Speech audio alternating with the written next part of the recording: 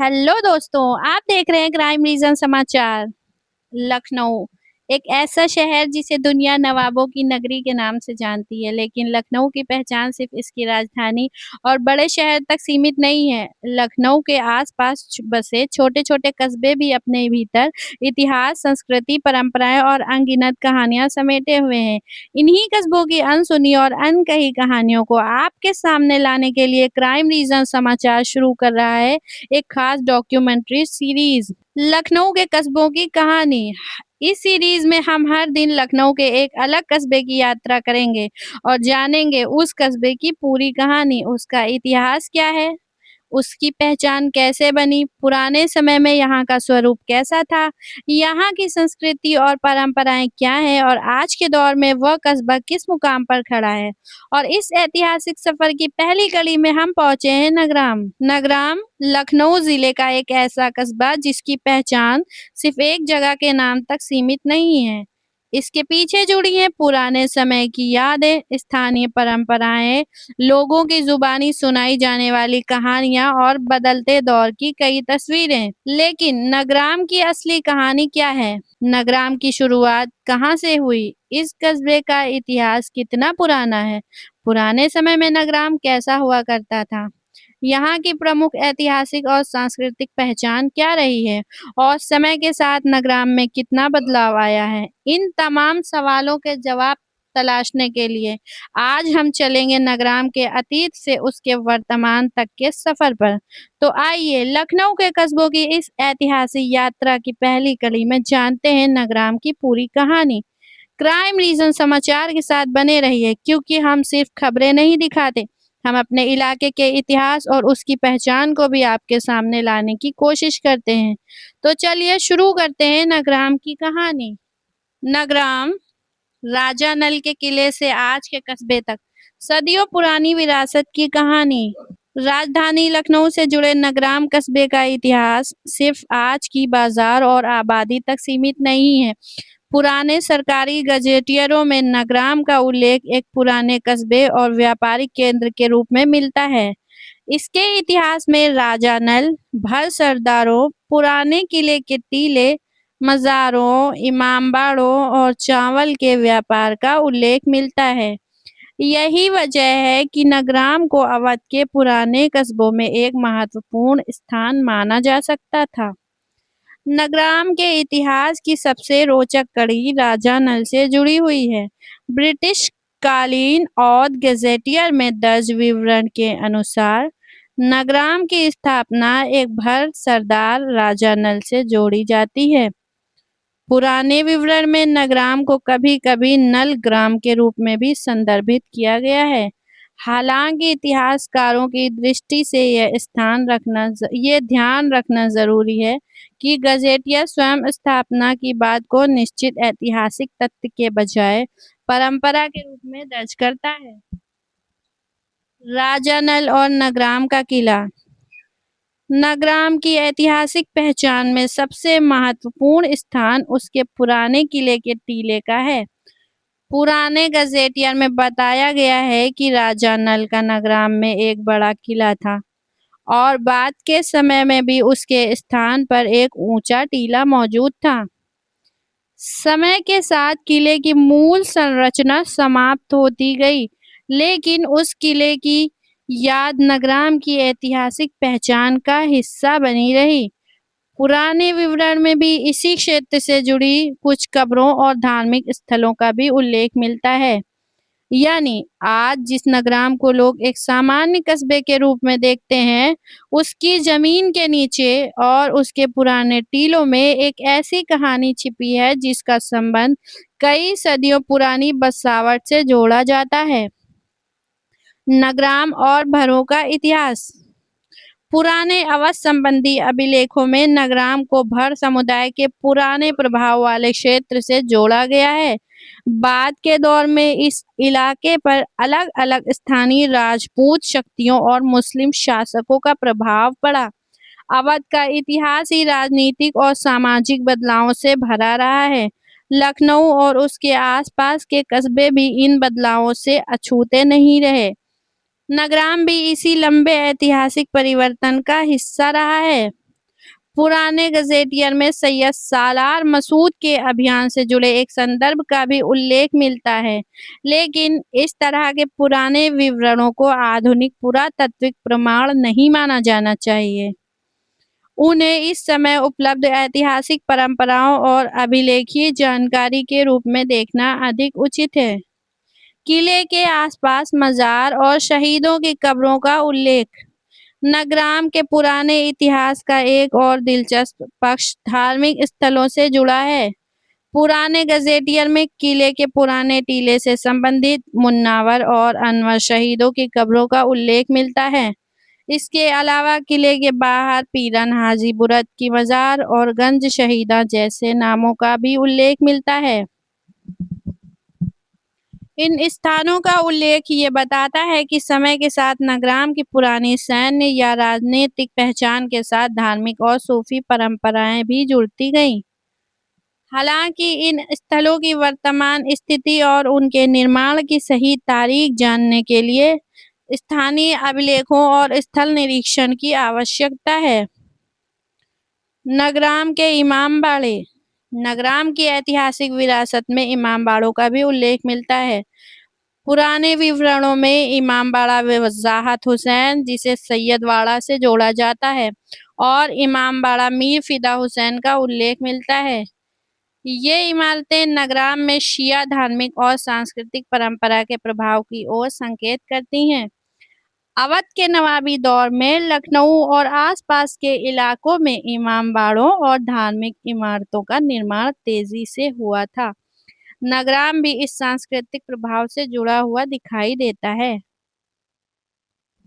आज भी नगराम में कई मस्जिदें और धार्मिक स्थल मौजूद हैं, लेकिन किसी वर्तमान मस्जिद को निश्चित रूप से सैकड़ों वर्ष पुराना बताने के लिए उसके निर्माण संबंधी मूल दस्तावेज या शिलालेख की जरूरत होगी।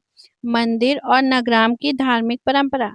नगराम की पहचान केवल मुस्लिम धार्मिक स्थलों तक सीमित नहीं है। कस्बे और आसपास के क्षेत्र में विभिन्न हिंदू मंदिर और धार्मिक स्थल भी मौजूद हैं। हालांकि उपलब्ध ऑनलाइन ऐतिहासिक रिकॉर्ड में किसी विशेष मंदिर की स्थापना का ऐसा प्रमाणित विवरण नहीं मिला है, जिससे उसके निर्माण का निश्चित वर्ष बताया जा सके। इसीलिए नगराम के मंदिरों के इतिहास को समझने के लिए स्थानीय पुजारियों, पुराने परिवारों, मंदिरों में मौजूद शिलालेखों और पुराने राजस्व दस्तावेजों का अध्ययन महत्वपूर्ण होगा।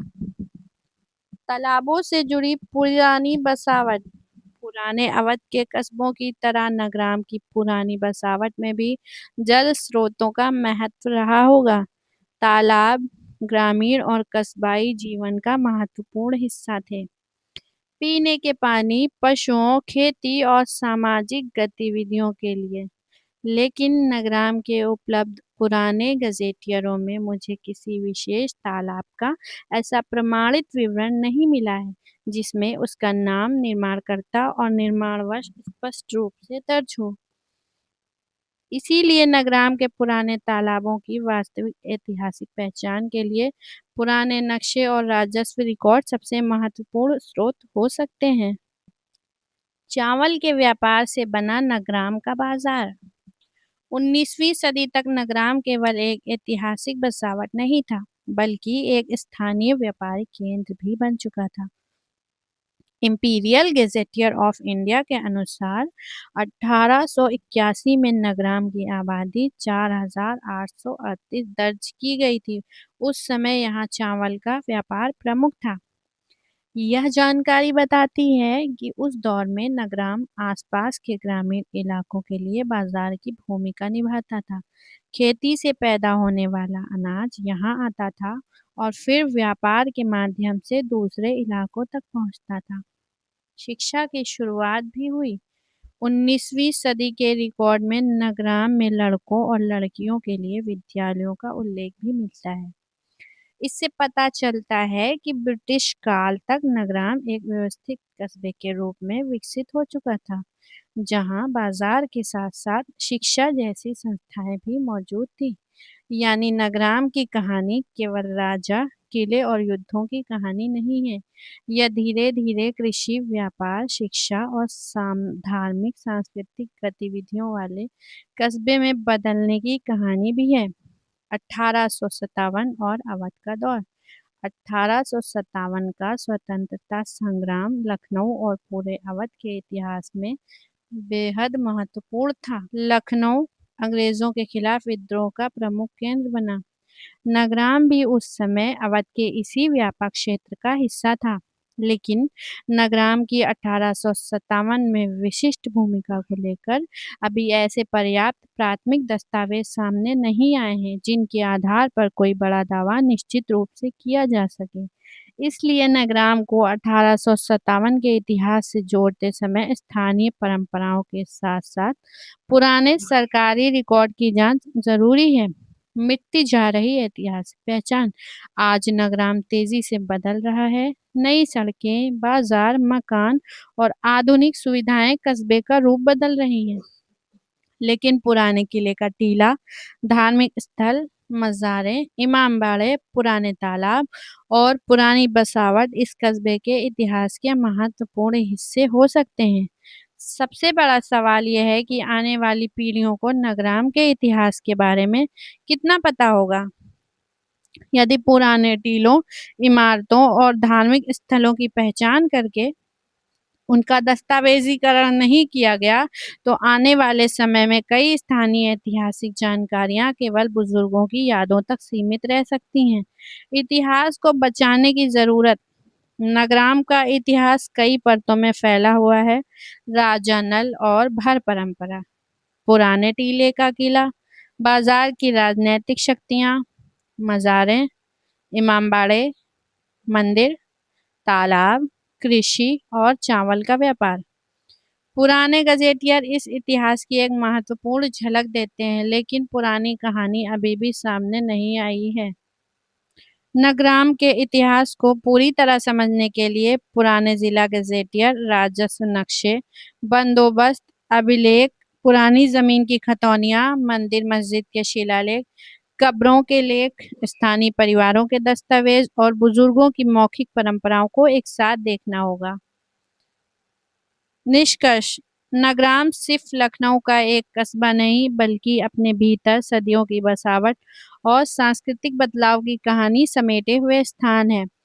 पुराने दस्तावेजों में राजा नल और उनके किले की परंपरा से लेकर 19वीं सदी के चावल व्यापार तक नगराम की पहचान लगातार विकसित दिखाई देती है। आज ज़रूरत है कि नगराम के पुराने किले के टीले, मज़ारों, मंदिरों, तालाबों और पुरानी इमारतों का वैज्ञानिक और दस्तावेजी सर्वेक्षण कराया जाए, ताकि ये पता चल सके कि इतिहास की किताबों में दर्ज नगराम और आज के नगराम के बीच कितनी पुरानी विरासत अभी भी ज़मीन पर मौजूद है। तो ये थी हमारी सीरीज लखनऊ के कस्बों की कहानी की पहली कड़ी, नगराम की कहानी। हमने कोशिश की कि नगराम के इतिहास और उसकी पहचान से जुड़ी जानकारियों को उपलब्ध प्रमाणों और तथ्यों के आधार पर आपके सामने रखा जाए।